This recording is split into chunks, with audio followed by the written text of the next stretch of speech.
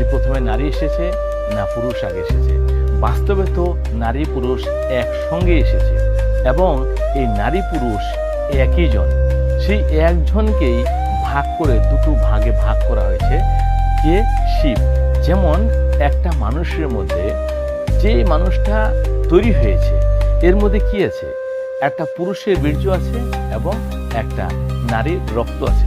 অর্থাৎ একটা মানুষ গঠন হয়েছে, তৈরি হয়েছে, সে নারী হোক বা পুরুষ হোক, দুইজনেরই অংশ থেকে, সৃষ্টি থেকেই প্রথমেই এই নারী পুরুষ একত্রে ছিল, অর্থাৎ শিব ছিল।